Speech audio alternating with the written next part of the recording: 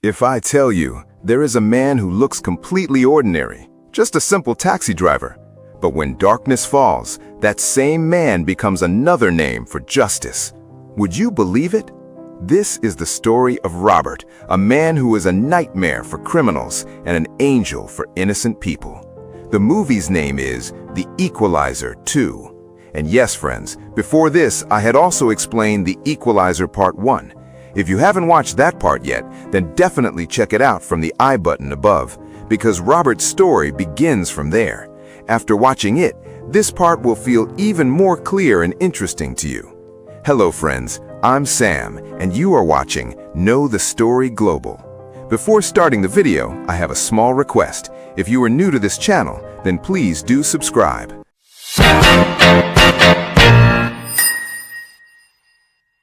In the beginning, we see Robert, who appears calm and ordinary from the outside, but inside he is extremely dangerous.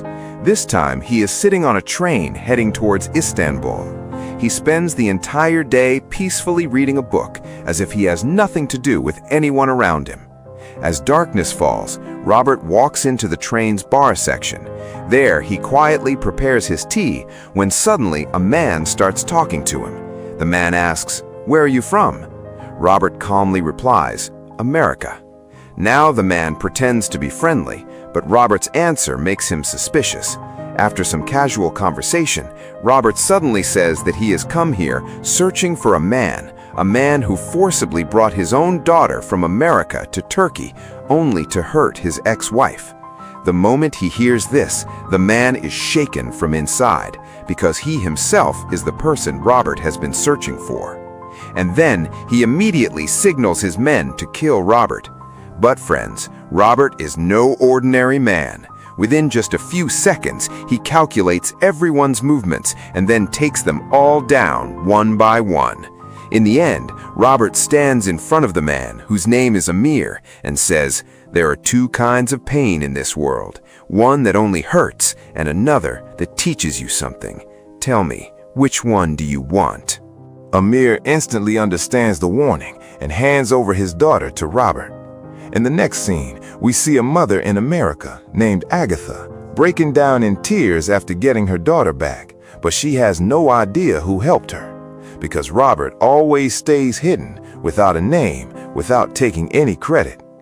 Now we see Robert's normal life. He has become a taxi driver.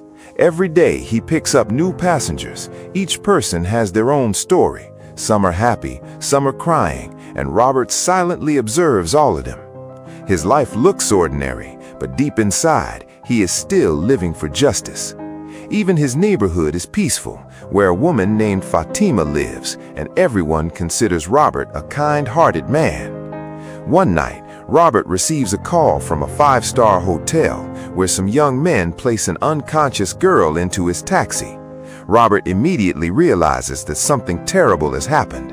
After dropping the girl at the hospital, he returns to the hotel and walks straight into those boys' room. He pretends to ask for payment, but slowly turns the conversation around and exposes them. And then, once again, Robert's true form comes out. Without shouting, without drama, he completely destroys them, breaking someone's arms, someone's legs, someone's fingers. And while leaving, he says, "Don't forget to give a 5-star rating, or else I'll come back again." After this, we're introduced to the most important person in Robert's life, Susan. She is Robert's old friend and also an agent. The two have dinner together, talking normally, but there's a deep trust between them. The next day, Susan travels to Brussels to investigate a case where an agent has been murdered. Meanwhile, Robert remains busy in his own life. He meets a young boy named Miles who dreams of becoming an artist.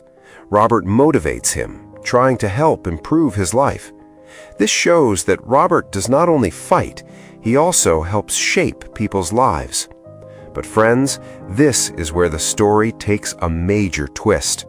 During the investigation in Brussels, Susan is attacked and killed. When Robert receives this news, his entire world is shaken. He has lost his closest friend. Now this is no longer just a case, it has become personal. Robert quietly stands far away during Susan's funeral because officially the world believes he is already dead. But inside him, the fire of revenge is burning. Now he begins his own investigation.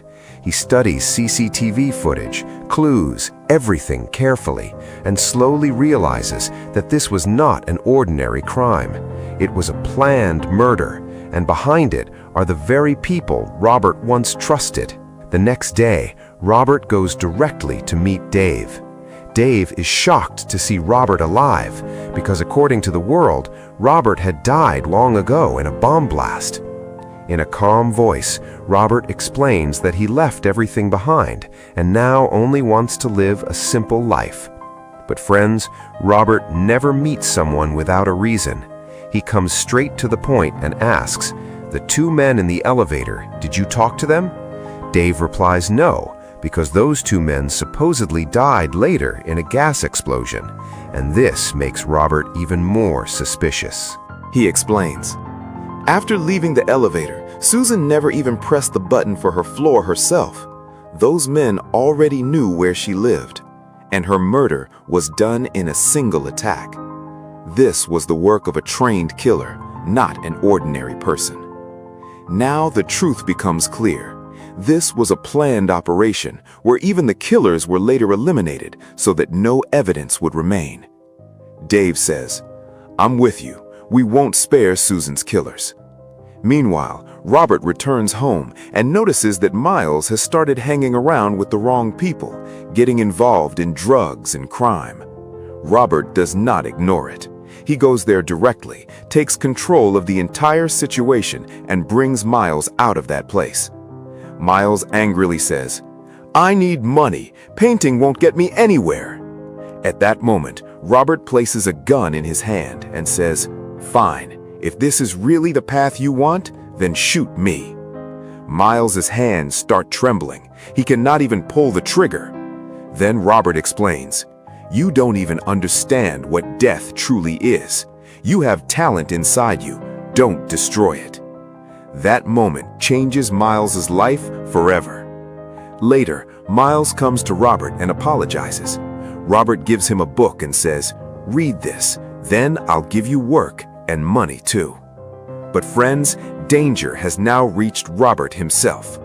One day, while driving his taxi, a man enters his car, and Robert immediately realizes that this man is not ordinary. Within moments, the man attacks him, but Robert kills him right inside the car. Then, to erase all evidence, Robert sets the entire car on fire. The next day, Robert arrives at Dave's house and casually spends time with his family. Everything seems normal, but then Robert takes Dave aside and directly reveals the truth. "The man who attacked me yesterday, his phone shows multiple calls with you." Now Dave understands that the truth cannot remain hidden anymore, and finally he confesses everything. Dave explains that after Robert's supposed death, the agency shut down their operations, and later they joined a private contract killing group. They would simply receive a target's photograph, and their only job was to kill. Robert asks, "Why Susan?" Dave replies, "She was about to uncover the truth behind Calbert's murder, and we would have been exposed, so we had to eliminate her too." And then comes the biggest shock. That night, Susan was still alive, but I was the one who finished her. Hearing this completely breaks something inside Robert. Standing in front of Dave and the rest of his team, Robert says, "The biggest regret for all of you is that you killed my friend, and my biggest regret is that I'll only get to kill you once." Now Robert first rescues Susan's husband, Brian, because Dave's men are planning to kill him as well. On the other side, Miles accidentally arrives at Robert's house, where Dave's men have already reached. Over the phone, Robert guides him to hide inside a secret room.